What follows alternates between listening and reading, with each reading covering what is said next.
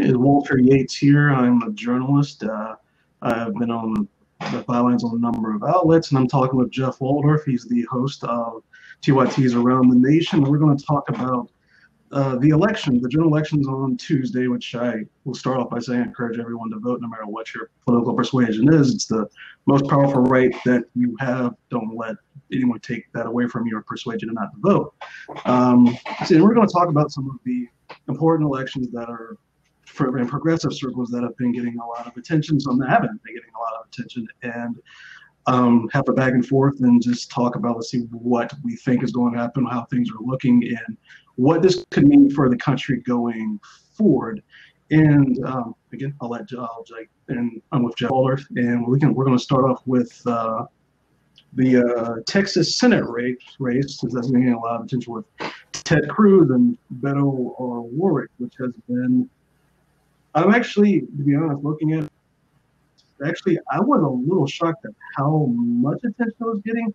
I guess I underestimated the dislike for Ted Cruz around the country, because I think that has a lot to do with it. And since that race has been getting so much attention, Jeff, what are your opinions so far? We've seen debates, we've seen back and forth, town halls where Cruz didn't show up. What is your take on that race so far? Well, first off, hey, Walter, thanks for having me today. It's exciting to come and talk about the midterm elections. I mean, it's exciting. Here we go. We've got elections coming up on Tuesday, man. It's going to be great. Look, you want an overall take on Beto versus Cruz? I think you were right. Just in general, this is less Beto being – now, don't get me wrong. Beto is actually very good at campaigning. From what I've seen, he is young. He is electrifying, right, in some ways. And I've got my own issues with Beto and his more of his platform. But you can't argue that he's not a good campaigner, especially when you put him against the human pile of goo, Ted Cruz. Like, this guy's like a wax figure come to life. So there is a definite dislike of Ted Cruz around the country, especially from the fact that he has let himself get unmanned at pretty much every single interaction that he had with Donald Trump. I mean, one of the pictures that I show in the show all the time when I talk about Ted Cruz is him phone banking for Donald Trump. If you want to know who Ted Cruz is, that's who that guy is, right? Being completely emasculated by Donald Trump and then sucking up and kissing up to him at every single opportunity while pretending to be Texas tough. And I think that resonates with a lot of voters, even voters who are conservative, who take a look and say, wait a minute, does Ted Cruz actually represent Texas? Is that Texas strong? Is that Texas tough? No, it's weak. It's like Texas toast. You know what I mean? Yeah, I like Texas toast. Yeah, which Texas toast is pretty good. What Jeff is referencing is during the 2016 primaries, Donald Trump attacked Ted Cruz's wife Heidi multiple times with Trumpian-esque insults you would expect by now if you've been paying attention to politics. So for example, one of those is how he basically called Ted Cruz's wife ugly. I mean, a picture says 1,000 words, and it was a comparison between Melania Trump and, Heidi Cruz, and then spreading the conspiracies, which, by the way, Donald Trump knows those conspiracies were not true. He's not a stupid man when it comes to marketing. In fact, I think Donald Trump is fantastic at marketing, but otherwise is adult. He's an idiot, but he's good at that. And he takes the conspiracies and he spreads them knowing that they're not true. And what I'm really referencing is where he talked about how Ted Cruz's dad is the man who killed JFK. Again, he admitted, that isn't true. I know that, but he still put that out there anyway as a way to win and to beat Ted Cruz in the primary, and he wouldn't take it back. He'd never take it back.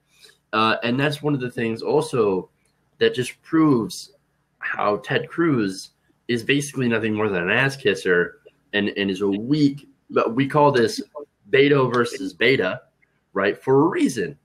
It's because Cruz is just, he's a smarmy, sniveling, like not even a man to stand up against Donald Trump. And he does so because it's politically convenient for him, because all he wants is power. And I think a lot of people have caught on to that fact that Ted Cruz is only in it for Ted Cruz. And it has no actual core. It's just doing this for power. And so I think that upsets a lot of people. I mean, I'd be upset if I were a Texan. And the latest polls have showed that this race is extremely close. Beto is within 3, which right now, when you consider more of a political science I have more of a political science background. When you look at a lot of the polling, they're still polling likely voters. When you look at the methodology of that, that's an old school thought in political science that is still pre-Obama election, because he turned out a lot of young voters and activated people who were not likely, which was a new thing. I actually had a professor in college who had to go back and rewrite a chapter of his book because of the Obama election. So it's possible, especially in Texas, with actually hate kind of the ID politics of this, but the data does bear it out that Hispanics do not vote a extremely low number, and Texas turnout is really poor, especially even considered United States is poor turnout in midterms. So it's possible that, especially with the numbers, I saw today that 2.3 million voters under the age of 30 have turned out in the midterms, which is up from 896 in 2014. 896. So it's possible that this race is extremely close. And that's kind of something I wanted to get into, because being someone who's analyzed a lot of races and a lot of progressives and spoke to a lot of progressives, Beto has really done everything in his power to treat Ted Cruz with respect, no matter what Ted Cruz says to him. Yeah. So I have a problem with that. Yeah. That's something that I don't think. I think he's hurt himself with that, especially with independent voters, because independent voters, a lot of the times, they aren't always as informed on certain issues as others, because that's why they're not likely, because they don't pay attention to politics. And if you just watched Beto, you wouldn't know about Donald Trump insulting Ted Cruz's wife and Ted Cruz just ignoring that. But TYT, who you're affiliate of, is doing an ad in Texas right now, pointing out that very thing. And I honestly think there's no way to measure this, there's no way to do a test on this, that is actually going to help Beto anywhere between 2 to 3 points. If it hits 5 million people see that could change a lot of votes. It could cause people to look into it more. And I just would like your insights to what do you think about Beto's strategy? Because this is a concerted strategy to not insult Ted Cruz or attack Ted Cruz, or to do it in very light terms. So I think that for me, I'm not afraid to get in mud, right? So I know there's a lot of people out there that will disagree with that. And I'm not sure what percentage of Texas voters fall into that. If a big percentage of Texas voters are like, oh, no, you shouldn't be doing that dirty campaigning. You shouldn't point out things that are objectively true, that Ted Cruz has not fought back against Donald Trump and has been very subservient to him. And some actually like that, right? And I don't know what sort of percentage of people actually like that he's deferential to the president of the United States. It all depends on Trump's popularity, which, look, is pretty low at this point. But from different polls, I am seeing that it actually has come up a couple of points here and there traditionally, but it's still very, very low. So you would have to look at those signs, sort of trends. But for me personally, I am a fan of attack, right? So you don't play, in my mind, patty cakes for the Republicans, right? Because Republicans are vicious, right? They will get vicious first. And they lob all sorts of dirty ads against you. And so I think fair is fair. You fight fire with fire. And I see what Beto's trying to do. He's trying to say, well, look, I'm the bigger man here, and I'm not going to get into those kinds of those politics, and I'm going to focus on, being sort of nice, and I think that along with doing attacks against their record, right? And that's what I mean by playing dirty politics, by the way. I mean like going after their record, right? And being completely 100% honest and launching brutal attacks. For example, something that I would go after Ted Cruz for is how much money he takes from out of state, from super PACs, right? So for me, that is going negative and going dirty, but it's also going true, saying Ted Cruz takes all this money from out of state, millions and millions of dollars in their super PACs, right? Whereas Beto O'Rourke right now, he's raising a lot of money from small donors. And that's great. I think that's fantastic. I don't like it when big corporate PACs come into the state from out of state. And I'm pretty sure a lot of people in the state of Texas also agree that they don't like seeing this out of state money come in from, billionaires and corporations coming in to affect their local politics. So I would run ads pointing that out, right? And I would also, as with what Uyghur is doing, the Young Turks is doing, also running ads on the type of character that Ted Cruz actually exhibits, right? And that is the character of somebody who is basically a Trump ass kisser. I agree with that. It just seems that, just looking at it just for the objective truth, like did Cruz and did Trump say what he did about Cruz's wife and father? He did. Yeah. He did. I mean, that's objective truth. I can look that up, and in some circles in the media, saying that is looked down upon if you're a journalist for reasons I don't know. But it's definitely true, and almost all of Ted Cruz's money has come from gigantic corporations that just dumped money in within the past 6 months because they saw, right, oh, you can lose this race. Can't have that. So here's and then there's one more thing too that I think Beto should probably focus on as well, and that's on the issues, right? And I think that's the most important thing that you should actually run on is the issues. And I say that probably sort of contradicting what I said before. I think you should focus on talking about issues more so than anything else. I think you should also attack Ted Cruz on how much money he takes and how subservient it is to Donald Trump and not to the voters of Texas, and then show them why. This is the kind of stuff that he votes on. He votes against your health care. He votes against your voting rights. He votes in favor of corporate tax cuts, which don't actually benefit you. He's serving the top 1%. This is what I do. I'm not serving the top 1%. I believe in and if I'm Beto O'Rourke has not endorsed Medicare for all. From seen, correct me if I'm wrong, but he says, well, universal health care, everybody has a right to insurance, to affordable health care, and that drives me crazy. But at least he's coming out and saying what he believes on an issue, and is that we should stay in with the for-profit and fix the ACA, etc. But at least you're putting it out there. At least you're putting out there that you want to bring down costs of education and, bring up wages and things for workers and stuff like that. So focus on the issues, right? And those are the issues that are impacting. I think some of the polls have suggested that healthcare is one of the biggest issues in Texas. Since there are so many Texans right now that are uninsured under the current system. And if you come out and you talk about that and you put forward a plan on how you're going to fix that, then I think that would be a very effective way to campaign it. And so, if Beto is doing that, then that's going to be helpful.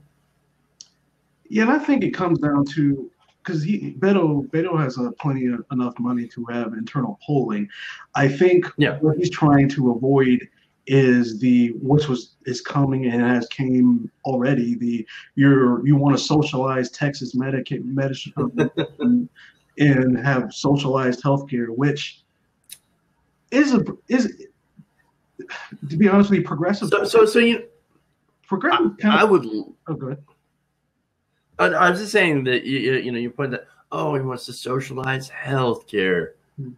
I want somebody to come out and say, "You goddamn right, I do," because you know what? Look at what Scandinavia's done. They have socialized healthcare, and they pay way less than we do here in America, and they have better health outcomes. So you goddamn right I want a socialized healthcare system, because right now our private for-profit system is bankrupting American families, Texas families right now. There are so many people that are not able to afford insurance. And of the people that can afford insurance, can you afford your copays or deductibles? And then you can reference the national study that said that, yes, Medicare for all will cost $3.2 trillion, but it also saves $5 trillion over the next 10 years.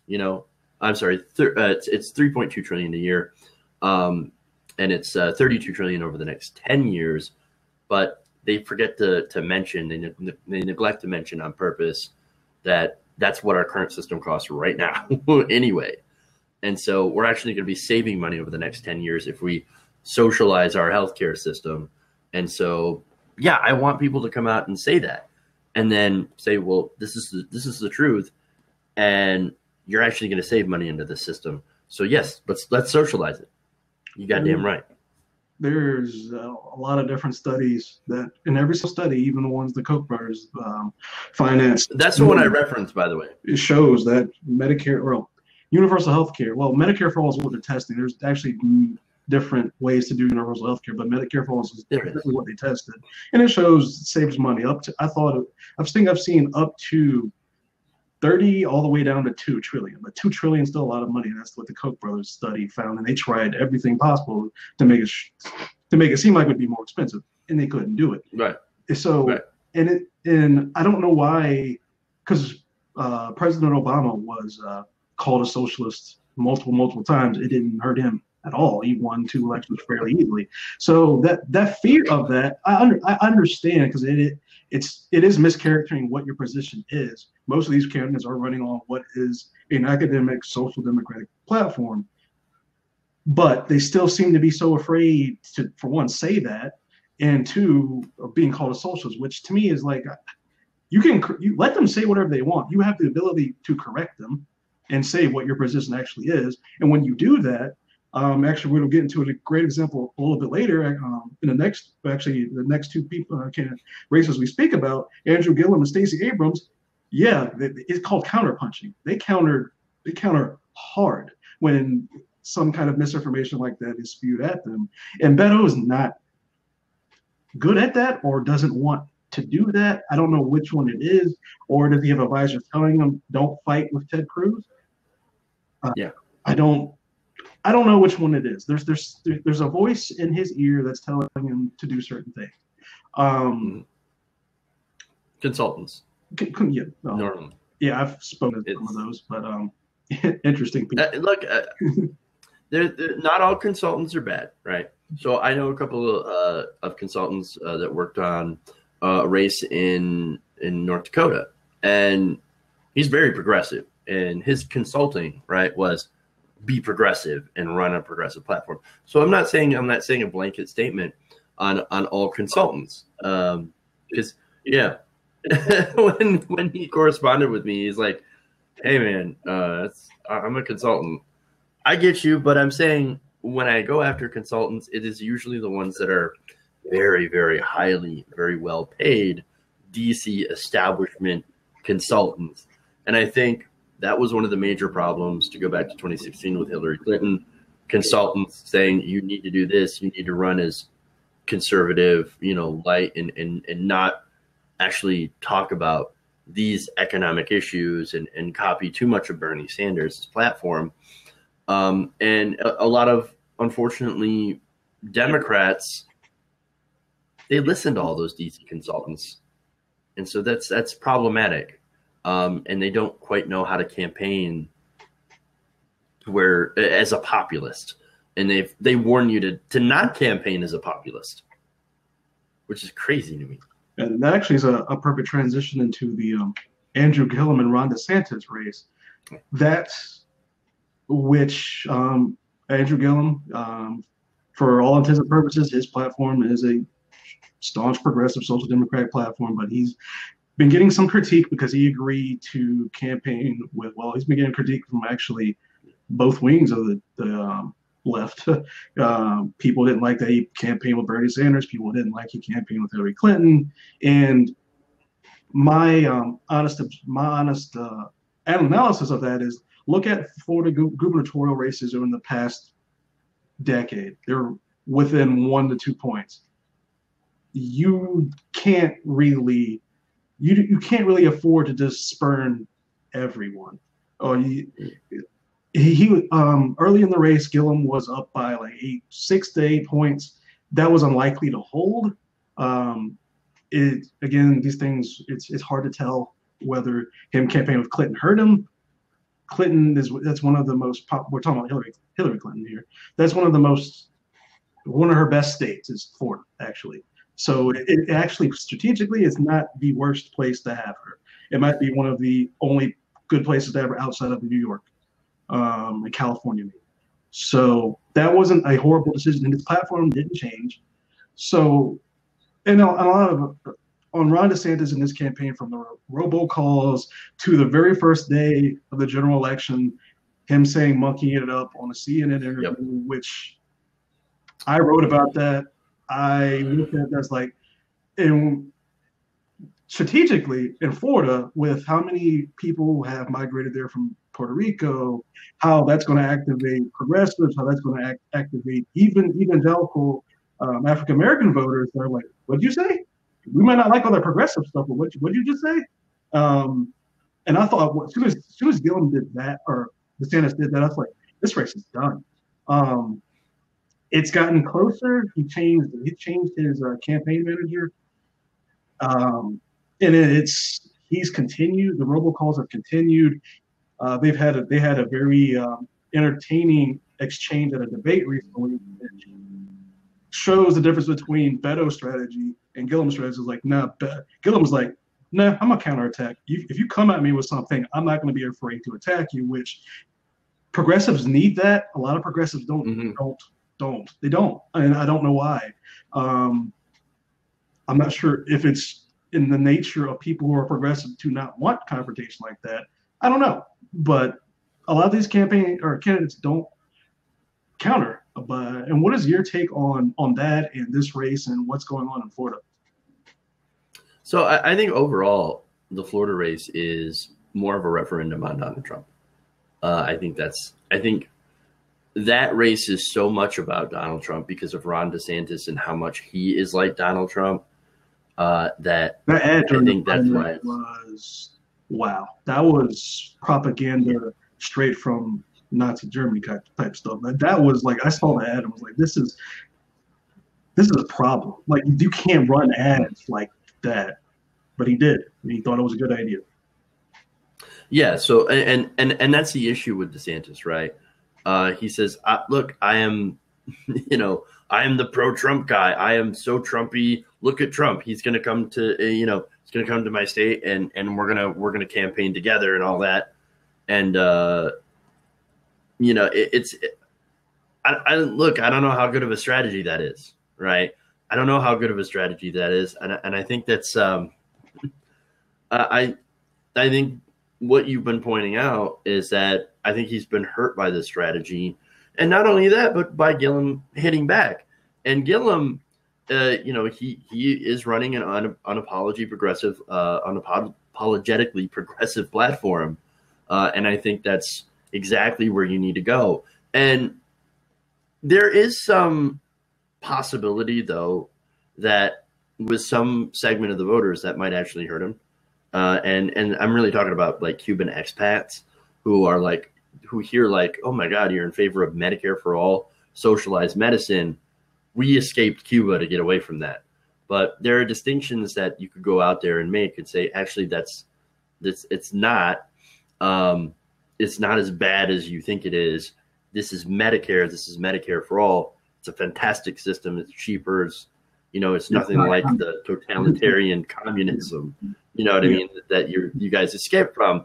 And that's something that Gillum has to work out. And I haven't been paying too much of attention of how he's been campaigning on that issue. Just the fact that he has been campaigning and saying, yes, healthcare is a human right, campaigning with Bernie Sanders and not just campaigning with Bernie Sanders and getting progressives on board. I know there's a guy, a very prominent progressive person on Twitter who is actually campaigning with Gillum, and he's gotten flack from the progressive community for some supposed missteps. Oh, you removed this from the website. Why are you doing that? And you're campaigning with Hillary Clinton. Why are you doing that? And it's all strategic, right?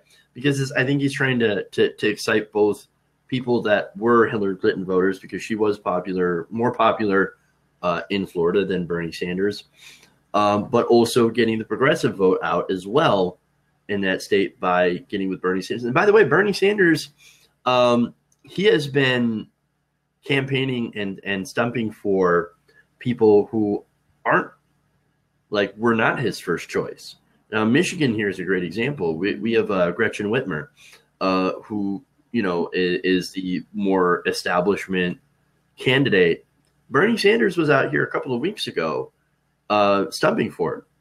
Came to one of her, spoke at one of her rallies, and he actually spoke a lot longer than her, which I thought was actually quite amusing.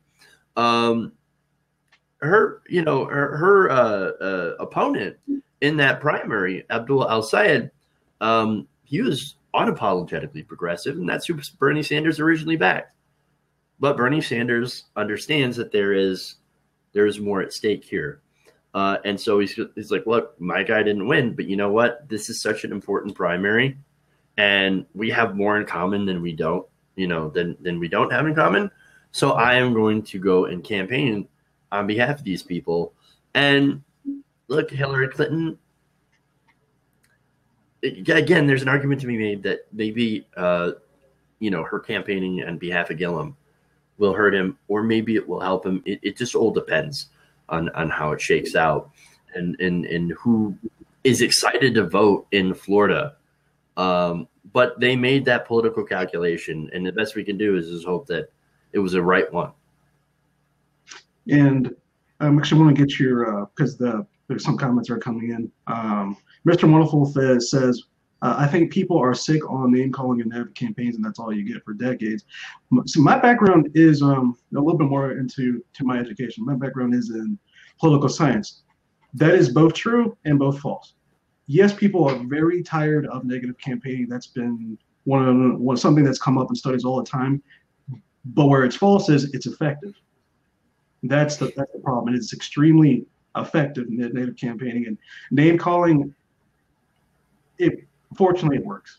Unfortunately, it works. That's actually how the Republican Party has been able to keep power despite their policies being unpopular, is that they will not back down no matter what. And Democrats have the Democrat Party establishment, for the most part, is quick to apologize for standing up for anything.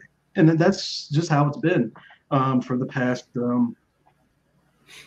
I don't know, since I would say the past 10, 15 years is a good example. I'm not too old, but for most of my adulthood, that's how it's been. So let me chime in here. I think it really matters how you do it, right? So it matters what kind of strategy you take with this, right? So if you're just, going into a campaign ad and you've got 30 seconds of saying Trump is bad and he's a poopy face, right? Of course, that's not going to be effective, right? So here you want to tie him to his record. For example, if you are running an ad against Donald Trump, you point out that, look, he's gone bankrupt 6 different times. Is he really a good businessman, or is he a con man? Now, that's negative campaigning. I just called him a con man, right? But you could point out to objectively things that are true. And then you present the opposite. Here's what I do, right? Here's what I believe in. I actually don't believe in conning the American public. I actually believe in helping the American public, whereas President Trump has a proven record of only helping himself and his family and his businesses. So something like that, I think, might be more effective, obviously more effective than, for example, things like Hillary Clinton, since she actually ran more negative personal ads in the 2016 election than Donald Trump did. Donald Trump actually ran more issue ads than anything, which is crazy when you think about it. Which was a horrible strategy because he assassinated his own character during the primaries, and it only helped him. And she ran, as you said, an issue campaign. And Mr. Wonderful, your last statement, I don't think it's effective for the new generation of voters. I agree with that. There's no that I've seen studies directly on that, but for every other study that's looked at millennials and post-millennials, they care more about people being genuine rather than how you market yourself. And that's been seen with Bernie Sanders' rise, who was definitely not a polished anything, but he's genuine, and he has a record, and people have been doing this for 4 years. We can believe that you're going to do this. And when it's going back to Gillum and DeSantis, I don't think Gillum in the debate, the clip that's running through my mind is he says, like, I'm not the one that's calling you racist. I'm just saying the racist thinking you're a racist. He technically didn't really attack him. He just is like, people are running racist robocalls on your behalf against me. I didn't say you did them. It's kind of a tongue-in-cheek thing, basically saying, yeah, everyone here knows you're a racist. Let's just be honest about it, even though you want to run away from that. And DeSantis, at this point, he can't. He can't run away from that because that's what he tied himself to. So that's why this race, I think, is so interesting, is because, as Jeff mentioned earlier, it is coming down to be on Donald Trump in Florida, and both sides of the Democratic Party are actually working together to try to win that gubernatorial election. And why that's important is because it's Florida. And in 2020. That is going to play a huge role in 2020, as you just mentioned. So it's very, very important that Gillum, have a strong showing. And so, well, I mean, look, you might be right, Mr. Wonderful. And good name, by the way. I just found that name amusing, but I think it really, when we go on Tuesday and we talk about the results and we look at the results, we'll see whether or not what campaigns are effective. And if, Gillum's campaign of being tough and being strong, and Ojeda's, we're going to talk about later, being incredibly strong and tough on his ads in his campaign, we'll see if that's effective or not. And so really, I mean, we're just doing our best to make our own, educated guesses on this point. And if we're going to move, Rob, another progressive who is by this race is so interesting was Stacey Abrams and Brian Kemp in Georgia. This is from a little background what's going on right now. Oprah's been in Georgia. Will Ferrell's been in Georgia. It seems like everyone is focusing in on this race. And what Brian Kemp has been what I know of his background is that he doesn't like people who don't agree with him voting. Voter suppression is a big thing. Like right. Stacey Abrams called him out on this because Brian Kemp thought, because this is, I also have some debate background. So it was really interesting when Brian Kemp decided to attack Stacey Abrams, saying, looked at her, this was a planned, coordinated thing that he planned with his team at a time. Looked at her and said, in one of your recent ads, I was so shocked that you said in your head that you wanted illegal immigrants to vote for you. She looks forward and just says, actually, that's not true. I know the law in this state. And then she went on this about a minute and a half, pretty much counter flurry against him. It was like, your record is that you try to get people to not vote and voter suppression, and just listing everything he's did. And his face is like, you have to keep a poker face when you're debating because your face can give it away. And he was like, she might got me. So that race is Georgia has an interesting ruling. If neither one of them break 50%, there is a libertarian running named Ted Metz. If they don't break 50%, we do this all again on December 4th in a runoff, top two runoff. So this race might go on for a while. All the polls I've seen right now, it's like 1 to 2 points either way, kind of like Wow. DeSantis. That race is really close. It's like 2 to 3 points.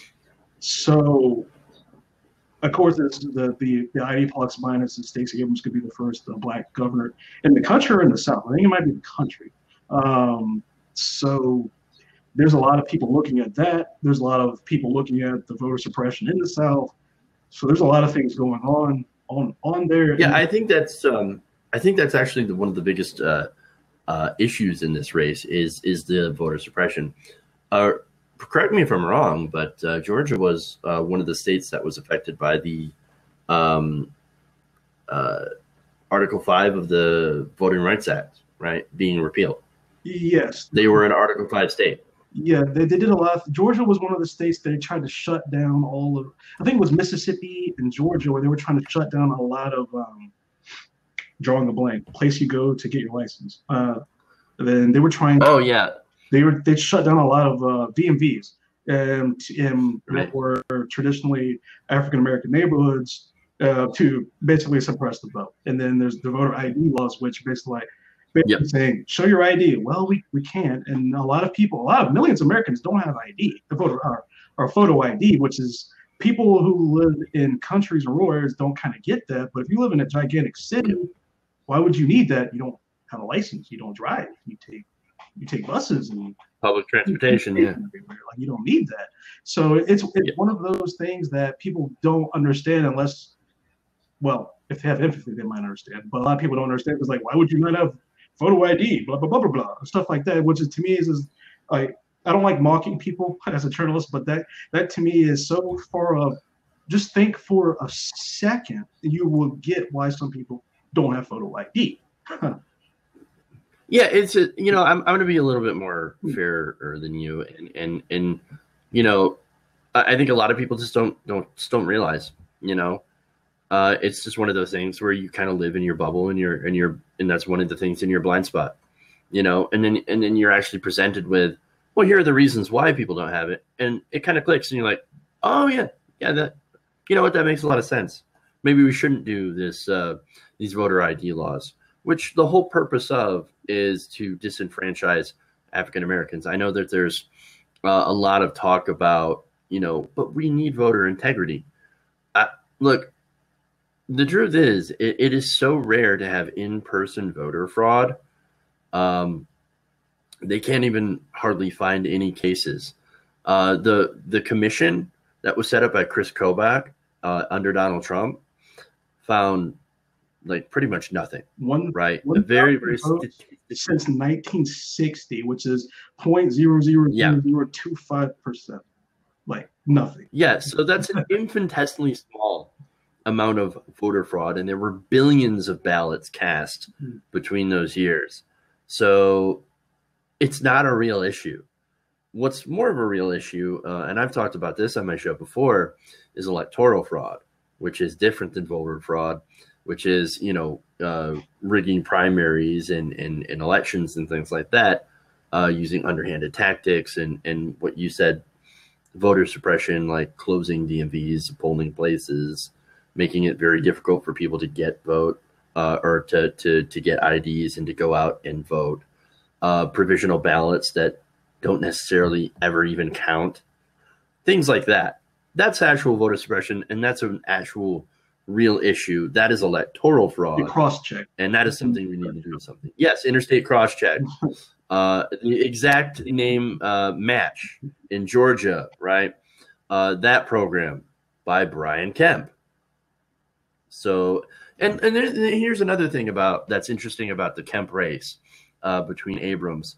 Kemp right now, he controls the voting in Georgia. That is a clear conflict of interest. You should not be able to both run as governor and control the votes. I don't care if you're a Democrat or Republican. That is too much of a conflict of interest. You should be forced to resign that position if you wish to run for a different office. And he refuses. Same thing with Kobach. Yeah, right. And look, we've seen voting irregularities with Kobach in Kansas, by the way. That guy, I mean, look, he was. I know it's conspiratorial, right? But he was behind in the polls, right? He was behind in the voting, in the vote count, there was a weird sort of outage, and then a couple hours later, he was ahead and he won, and they didn't challenge him. That was weird. Again, possible electoral fraud? Don't know because I won't even look into it. And when it comes to voting machines, by the way, the same kind of voting machines in Georgia that are being used right now that are having problems. And not only that, but there's the same machines in Texas that are also having documented problems for switching votes from mainly Democrats to Republicans, but sometimes Republicans to Democrats as well. It happens far more for people voting for Beto O'Rourke, to go back to him for a minute, than it is happening for people voting straight ticket to Ted Cruz, right? So the problem with that is those machines run on proprietary software, meaning you can't go back and actually look and investigate possible issues with those voting machines because they're protected. And that's an insane system that we have right now. You can't even look to verify. I believe that went to the Supreme Court and they held up the patent. Yeah, they held the proprietary software, which is like, oh no, you can't actually look at that because, well, I mean, it's a private corporation and their rights are sacrosanct. Who cares about the integrity of the vote? We have to protect private property. Yeah, that to me makes no sense, and that's the same line every single voting software company gives. If there's any problems, they say, well, we can't let you go in and look because that's proprietary information, and if you go in and look, you sell it to our competitors. It's like something's got to be done there. That should be something that we can fix. I know a lot of people, hand counted paper ballots. Yeah, I was about to say a lot of people are calling for paper ballots. I think paper ballots as a backup, yes, would be a great idea because there's got to be a way to count these things, even if it takes a long period of time. And on this issue, I would rather it take a while and be completely accurate and have every vote counted than have it fast and have a question, and have it be an open question. And on this voting issue, when we're getting into Stacey Abrams and Brian Kemp in Georgia, Donald asked, I'm not sure if this is completely serious, but he said, what should you do when the people voting do not know which end is up? Should voters fulfill a minimum intelligence? I'm not sure if that's a joke going back to I think poll questions or what, but I mean, if you're a citizen, you have the right to vote. So I'm not even sure that I don't agree with felons having their, in certain states like Florida, for example, having their rights stripped away forever. If they serve their time, they serve their time. They're still a citizen. So I would rather people get informed rather than having a certain IQ on that. And I just wanted to point out in this race that the Libertarian Ted Metz, he's polling at around 1%, and that actually could be that could actually, honestly, that could cost Brian Kemp. Well, libertarians are, as far as the political spectrum goes, they're a lot closer to Republicans than Stacey Abrams. That's just the truth. So yeah. If he gets 2% of the vote, and Stacey Abrams hits 50 and Kemp's at like 46, well, I guess certain Democrats are like, that's how that feels. That's how they would feel anyway. But I mean that's just certain something worth pointing out in that race. And moving on to a congressional race, Richard Ojeda and Carol Miller. This is one of the most interesting races to look at because this is the West Virginia 3rd District. Richard Ojeda is running for Congress in the district. As a Democrat, Donald Trump won by 49.2%. And he is within the latest polls, it's showing 5 to 7% in polls. He says he has internal polls that shows he's within 2. And as Jeff pointed out earlier, he sets the bar to a new level of fighting back against any kind of attack thrown at him. I mean, he's not as progressive as other candidates. He's close. He's close to it, probably as progressive as you're going to get and be competitive in West Virginia, if we're going to be honest about the politics in West Virginia. What are your thoughts on Richard Ojeda and how he's running that race against Carroll Miller, who refuses to debate him or talk to him in public?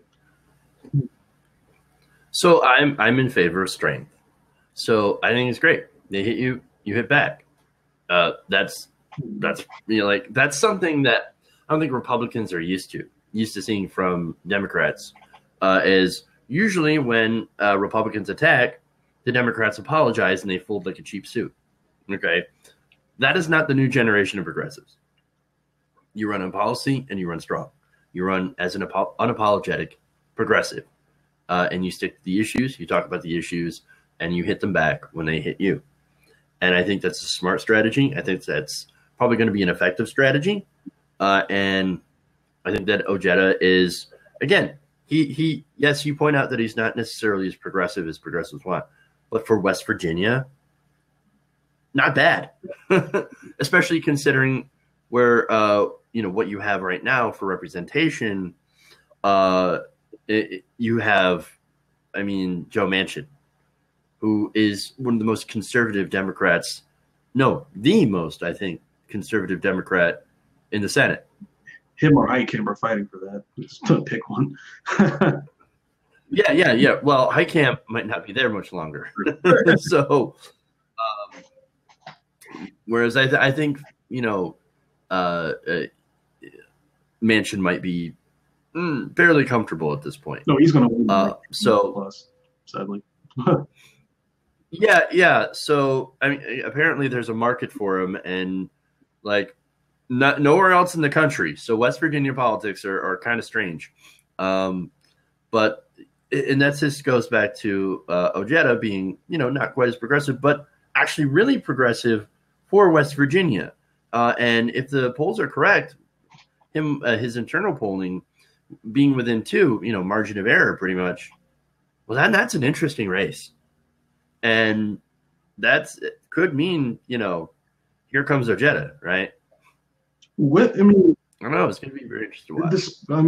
Even how close it is, and Trump just 2 years ago won this district by 49.2%. That's remarkable. And so everything about the 2016 election was remarkable, though, at this point. Everything about Trump's rise, and this is coming from somebody who's a big critic of Donald Trump, was remarkable. He's somebody that came literally out of left field and threw away the rule book, ran as a populist candidate, and actually didn't win the popular vote, but he won enough of enough of the votes in the right areas to win the Electoral College. And so, everything about that is, I don't think it's something that can be replicated. This is, what do they call that? I'm blanking out on what I want to call it, but it's basically. It was a perfect storm for him when running against Hillary instead of Bernie. Yeah. Hillary ignoring Wisconsin, Pennsylvania, and Michigan until the last week that still blows my mind of how that's a strategy Robbie Mook came up with. But that's the Democratic strategy right now is, for the establishment, well, we want to pick up white suburban voters who are Republicans. That's their strategy on who to court. That is a terrible strategy. And any Democrat following that strategy is likely going to lose. And that's what I find interesting about Ojeda. He's not necessarily going after, because West Virginia is so interesting, their registration is still highly Democratic in that state. They just don't vote. So he's trying to basically give them a reason to vote. And he's doing that. Good. and he's doing it. Even if he doesn't win this seat, he's got a huge future in the Democratic Party. He's going to do something with progressives over the next couple of years, because he is not backing down to attacks on his military record, attacks on his policies. He refuses to take a step back. And that's something I wish I think if Beto was using that strategy, Beto would be winning by 3 points in Texas. I think it's that big of a swing, is that you have to show non-likely voters, independents, and those actual swing voters, which that's actually diminishing, that you're willing to fight, and that you feel so strongly about your policies that you can point out why your policy is better than your opponent's, and not be afraid to call someone a liar. He straight up says Carol Miller is lying about me. That's a bad word in politics. I don't know why. Well, look, I know why. Decorum, right? They put decorum above everything. Oh no, you have to be respectful to your opponent. No, you don't. When you look at all the different attacks that they use, it's a real surprise why they don't tolerate the word liar. Whereas there are people out there that are lying. They're lying to you every single day in order to get your vote. Politicians in general lie. That is true, and President Trump That's the truth fact checked every day on something. It's and yes, and even how I guess outlets like New York Times, Washington Post, CNN are fact checking. They will not use the word liar. That's too strong of a word. No, they won't. I don't. That kind of gets to my point of being a journalist. You have to be objective. If someone is objectively lying, they admit into the past that they're lying, then they are liars. Point it out. And they're afraid that he's going to. Well, this goes without. I guess this goes mentioning that what's affecting all these races because of what's happened in the past week and a half in the country with the massacre in Pittsburgh, the bombs being mailed out, Donald Trump running really, really aggressively racial ads. All of this is affecting these races, which is hurting DeSantis in Florida, which I think is it's interesting because DeSantis can't do anything; he's tied to him. And this is going. I think this is going to backfire on all these races because what it's all the early voting. Maybe not all of these races. What's that? And let me there are some places I think where this plays well for him. Because there are some places, and it all depends, right? In demographics, in makeup, and things like that.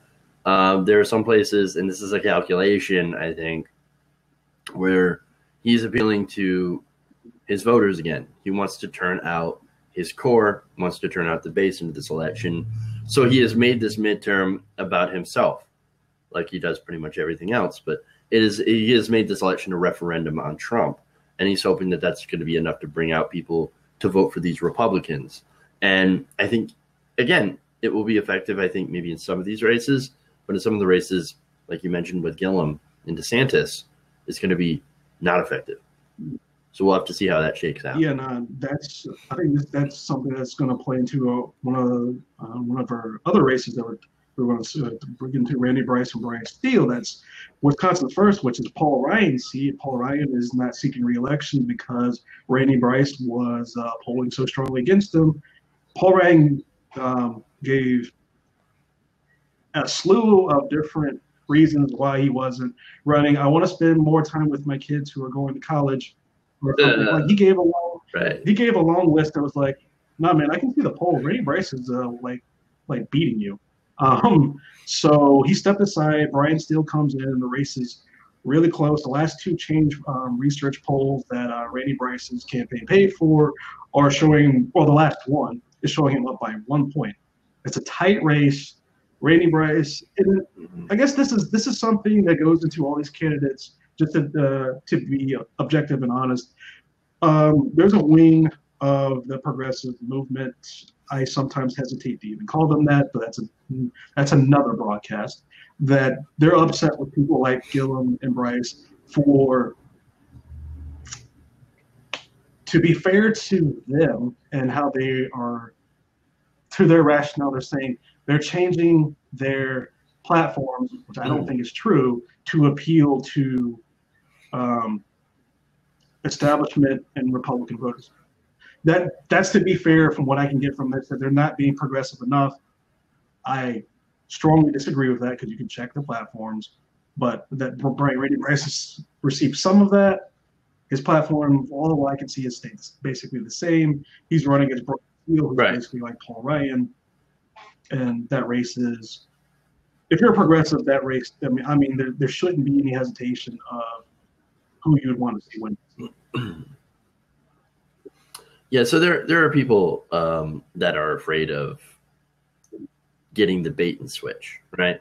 So these are people who either were, Obama voters who voted for President Obama, once or maybe twice, that saw him go from campaign Obama, which was very strong progressive, right, to, or at least, mildly strong progressive. I don't want to overstate his progressive case, to, governing Obama, who wasn't all that strongly progressive. And so, there's a certain amount of people who've been through that and they don't want to get burned again, right? And then, of course, there are some people, and we've talked about this before, and I don't want to, get into names. I don't want to throw anybody under the bus. But there are certain, people out there that are hyper-focused on this and basically want to stir it up. And, for numerous, I think, different reasons. Maybe one of them is viewership. But other ones, maybe they have a motive. They want to build up a third party, right? And so they'll go and they'll say, well, no, anybody who runs in the Democratic Party will ultimately be corrupted. And so let's just leave the Democratic Party and let's go do something else. And I disagree with that. I think that there needs to be a pressure on the Democratic Party from both inside and outside. So, hey, if you want to campaign from the outside to, have a progressive party that will put pressure on the Democratic Party, okay, that's fine, right? And then you want to do it from the inside, also, that's great. I think both need to be in conjunction, so you've got inside outside pushing to the left, right? And I think that's more effective than just doing one thing by itself. That said, there are people out there that don't understand what a primary is for. Hash this stuff out in the primary. Look, in primaries, I was pushing, Abdul Al-Sayed here in Michigan, right? So I was very upset when he lost. I was not happy because I didn't think Gretchen Whitmer, I didn't agree with a lot of her, platform. I thought it was too centrist and too, corporate friendly. That said, there's a very clear line. We have Bill Schuette running here in Michigan. Bill Schuette is another person that has tied themselves to Donald Trump. Do I want that guy running Michigan? Hell no. So am I going to go out there and I'm going to vote for Gretchen Whitmer, somebody that I actively, went against during the primary, opposed during the primary? Yes, because if you're unhappy with your, the people that are running in generals, you need to go back and you need to get involved in primaries. And sometimes you lose a primary. Sometimes the person that you want to lose or you want to win loses the primary. And you have to go, well, okay, now where do I go from here? Would I rather have somebody who's an extreme right winger or somebody who I don't like, but somebody that might be receptive to my pressure? Because think about it, somebody who is more, or at least more establishment, might be able to be pressured into a position that is a little bit more to the left than what they originally ran at. Yes, they're much more subject to that pressure than somebody who is a massive right winger, because they don't care about you. They don't care about your pressure because you're not their electorate. They care about the pressure from the far right. You see what I mean? So you really want to, you got to hash this out in primaries and then take a new tack in when it comes to general elections. And I've seen a lot of progressives, on Twitter say the same thing. And then there are progressives on there that don't say the same thing and that are completely turned off. And I think that's our loss as a whole with these people not getting involved. Yeah, I'm going to be echo Jeff here and not say names. So I'm purposely going to tiptoe around this. Jeff and I had a conversation in the past that let's say it caused some things to be said. It caused a firestorm. It was a shitstorm. So I will say this: there are bad actors that there are bad actors who I assume are doing things for the monetary gain. and for the publicity. I will say that. I won't say specific names, but when it comes down to individual voters, like there was this viral video going around saying that you're pretty much saying you're dumb if you vote because everybody's corrupt and stuff like that, or that don't, or there's other school of thought saying let Republicans take over so the Democratic Party will die, which is not going to happen even if Republicans won. Like that's not going to happen in any stretch of the imagination. And the third party people is like there's like 6, 7 parties running right now. They're like their parties exist. They just don't have infrastructure. That's why the Democratic Party is an option because it has. And not only that, but not only that, but we're set up not as a parliamentary system. So there is right now a system of rules set up in place to basically discourage anything other than the duopoly. Right. And so does that need to change? Absolutely. Yes, we do need more political parties, but first we've got to change those rules. We need to change that infrastructure to be more accommodating to a parliamentary system. And that one I think would involve a lot of change. And how do you get that change? You got to get people into power. How do you get people into power? You got to run within that two-party system, within the framework that already exists. Agreed. Because like if you don't, because again, I'm echoing what Jeff said. The primaries are by far the most important elections because that's where you get the progressive. That's where you can get those. You get the conservative, liberal, classic liberal right there. That's where that fight is.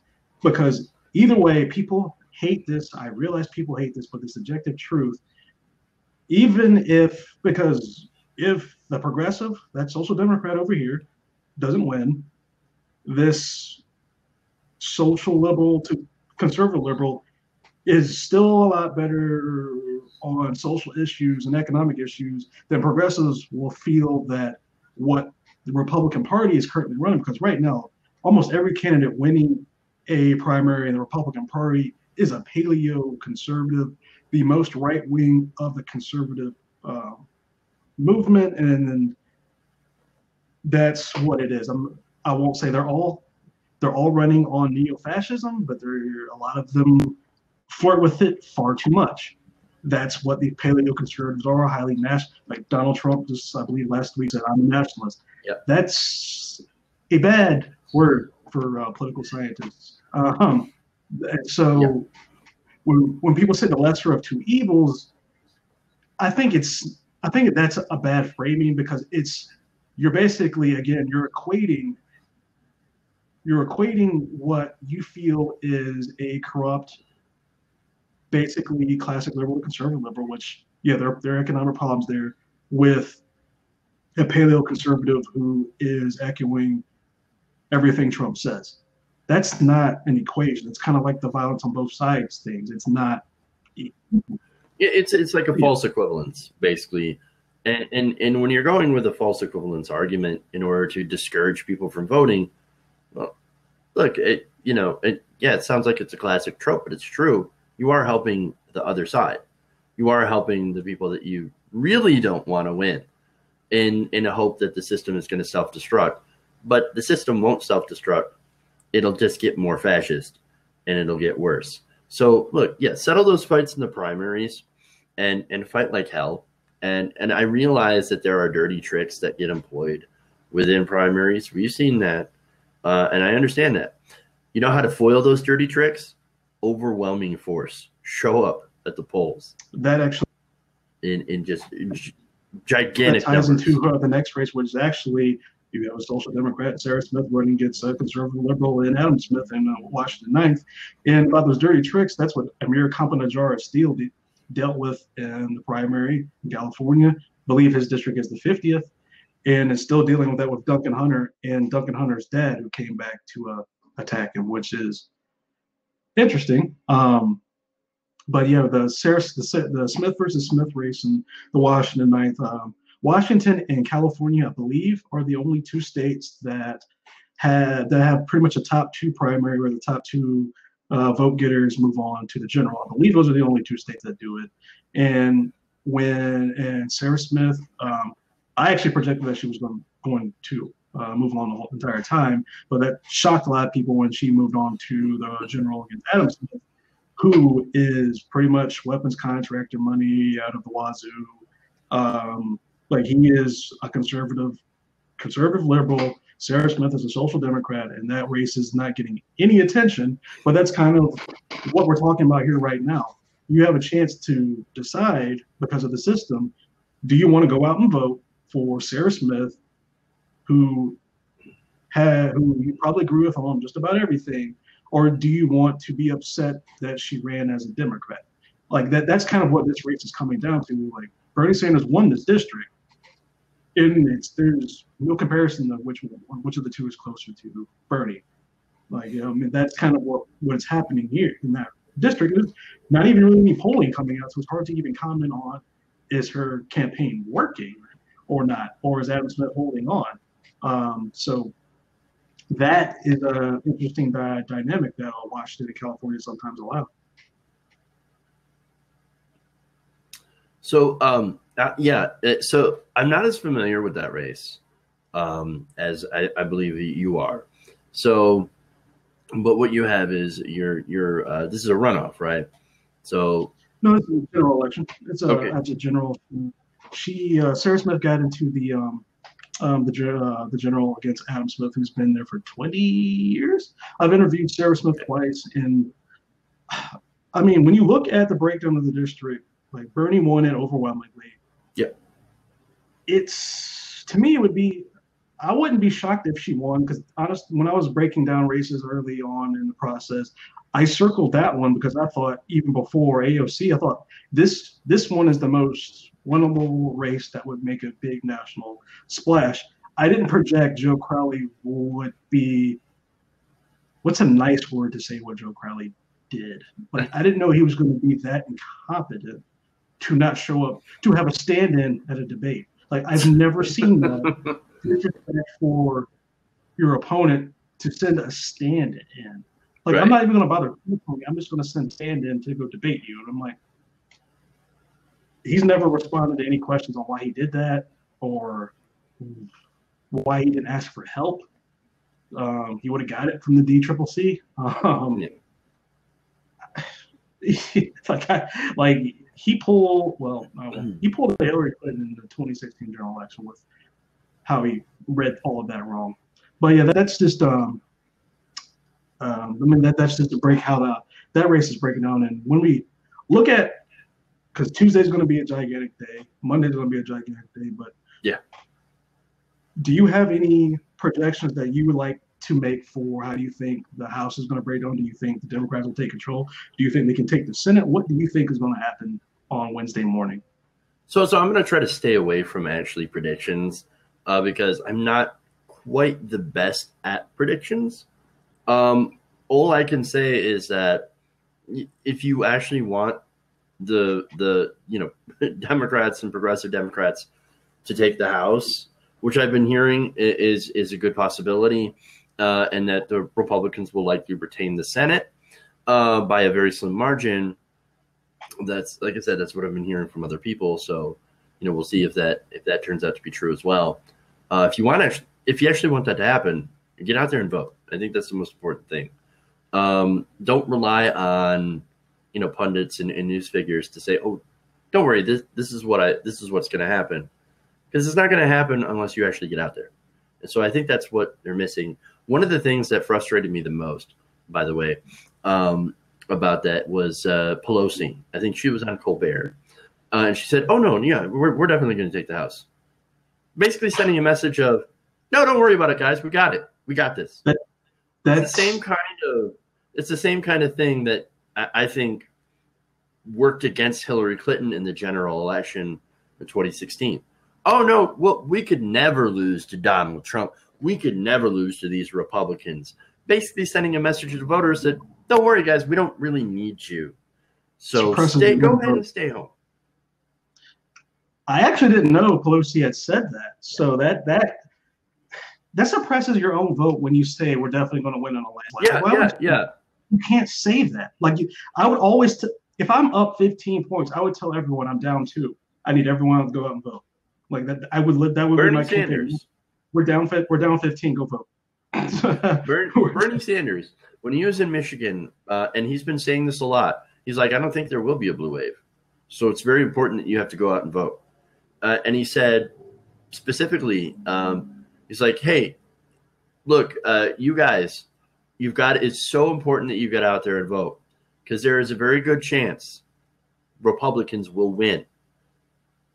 He's like, you guys will lose if young people don't turn out. And that's what he's explicitly said. If you don't turn out, you're going to lose. Republicans will win. And it's very, very important that you vote. They need you on November. They need you in November. Go and vote. Go and vote. Go and vote. It's so super important. And Bernie Sanders has access to the same polls we all do. He knows that it's likely, but he's smart enough to not go tell everyone, oh, yeah, definitely. Exactly. Because it again, you're right, it suppresses the vote. Because there are people like that that are like, okay. And so what's funny is that you see this, is that we have seen this on a little bit on the right with, oh, well, there's going to be a red wave.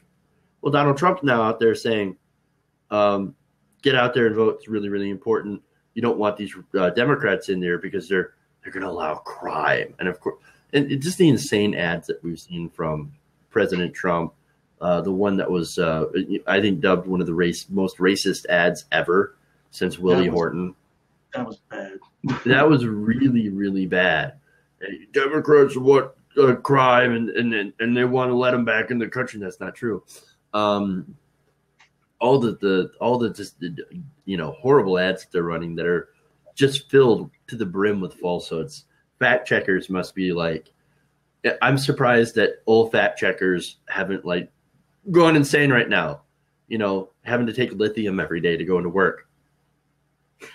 And for people who don't know what ad we're talking about, there was this ad, I don't know the guy's name. He shot two police Luis officers. Bracamonte. He shot with a AR-15, which was not AR-15. Yep. Enough. He was kicked out. Before that, he was kicked out of the country, let back in. He was arrested, ironically enough, by Joe Sheriff Arpaio, let go again. Yep. Then I think the murder happened on the second time, and then he said all that stuff that is all in the ad about, if I get out, I'm going to kill more. Yeah, it's the stuff that he was saying. So let me fill in the blanks there. So he was originally deported under Bill Clinton in 1998. Bill Clinton sent him out the first time. He came back under Bush. Bush also deported him. He came back. He got married, right? So he was able to stay in the country. He got married to an American citizen, and then that his wife was basically an accomplice for the murder of those two sheriffs, which, by the way, he's a cop killer, right? Let in under both Republican and Democratic administrations, used an AR-15 for the murders of those sheriffs, which they don't. None of that context they never mentioned in the ad, and it's basically just to say, scary Mexican, be afraid, be afraid, be afraid. We need the wall, and Democrats keep letting these people in, which is not true at all. Yeah, that I've saw so many fact checks on that already. It's just like that. Mm-hmm. That's especially after what again happened last week, which is going to play a big role in these elections with the shooting of a synagogue. 11 people died. Yep. And then which is also playing, because I guess this still fits in this conversation, because I've seen a lot of people repeating that demagoguery of the caravan, which is still a good 2 months away, which I don't think anyone realized. Most people don't realize that's nowhere near the border. And President Trump is doing all these things and using all this rhetoric as a political tactic to get his vote out. That's all this is to get the not vote just out. Rhetoric. So not just rhetoric. He's actually sent troops to the border as well. Yeah, it was like at a cost of millions. It's estimated somewhere that by the end of the year, it'll cost over $200 million to have those troops there. They can't even use weapons, by the way, and I'm glad that they can't. because Trump himself had said, well, if you see them throwing rocks, then you could open fire. And that is against actual rules of engagement for the military. And that is a war crime, basically. Or not even a war crime, because it's not even a war, but it is criminal. It is an illegal order. An act against humanity. And so technically, from people I know in the military and spoken to, that is a unlawful order, and anyone given that order would legally have to deny that order. Like this, that order. Right. So and so basically it's a waste of money, and it's a waste of money in a political stunt, just like everything that he's done since since he got really involved in campaigning at the midterms. Everything he's done is an absolute stunt to turn out his base. And it's honestly the rhetoric they're choosing to go is a little, I won't say it's, I guess, frightening in a way. Not that I personally feel fear, but it's disappointing, it's disheartening, it's terrifying that they think they can get their vote out with that. That's the frightening part. They think that's going to work. And I've seen people I've known years share memes after the synagogue massacre, basically saying, why are we letting a caravan invade us? They're going to a legal port of entry. And I'm like, this is a legal thing. People don't sneak into a country in a caravan. They're going. The whole point is to be noticeable. Yeah, I'm like they're seeking asylum, and people are like, well, didn't Mexico do this and this? I was like, I don't know what Mexico's laws are, but I do know that a country cannot block a port of entry for those seeking asylum. That's just, and a lot of people who are more on the right side of the political spectrum don't care. And I think that's why this election is extremely important across the board, because if you don't want to keep moving in that direction, you have to go vote. Or I don't know. I personally, the only race I objectively studied that I will say that I will be shocked it doesn't turn out a certain way is Gillum DeSantis. If Gillum loses, I will be floored, to be honest with you. That's the only race I will call and be like, Gillum's got to win that race, because DeSantis, he's got a really good chance. Yeah, it's going to be close, but with the turnout numbers, I don't see how DeSantis, with how he campaigned and the corner he put himself in, how he wins that race. I just don't think the country, or Florida specifically, is that racist, like that racist. I mean, I might be wrong. I hope not, but there's just no way. I hope not, unless racist white supremacist turnout is that high. That's the only how he wins that. Other than that, a lot of these progressive races that are Revolution, Justice Democrats, PCCC, that they're invested in, a lot of those races are close. Cruz and O'Rourke, that's going to be close. That's going to depend on turnout.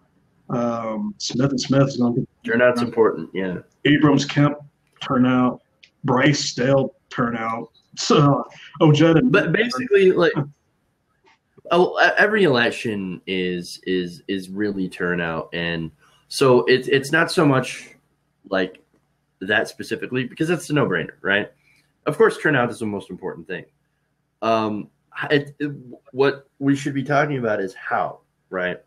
How effective have these candidates been at trying to turn people out? And so that's been pretty much our discussion of the day. And there are some, I think, that are doing it the right way, and there are some that are not. And also it depends on demographics. It depends on, voter suppression. It depends on a lot of different factors. And so, all we can do is urge people to get out there and to cast their ballot. And I think that's the most important thing that we can say on this show. Get out there, get out and vote. And I agree with that wholeheartedly. I mean, the country right now is in the middle of a big paradigm shift, because progressive movement in the United States hasn't been this strong since I would say the late 60s. And that's encouraging, but at the same time, the far right hasn't been this way in the United States in this method maybe ever. So it's a big shift. It's a big midterm election, and a lot could change with if the Democrats do take the House. That could be that's going to change a lot of things in the next 2 years. If the Democrats can somehow take both houses, or that would be big. But just getting the House would mean a great deal going 2020. And if somehow the Republicans keep both, well, Mitch McConnell's already basically said they're going to try to go after Social Security. Like, he's not even really using code words anymore. So that's kind of what this election means right now. But yeah, we'll wrap up there. I'll let Jeff have any other words that he has, and we'll wrap things up. Again, I'm just going to stress how important it is to get out there and vote. The most important thing that you can do right now. And I appreciate everyone that chimed in and the messages, and everyone that's been in and out. And we thank everyone. And I don't have a set schedule, but I'll probably be back sometime in the near future to talk about election results. And I appreciate it. All right, thank you.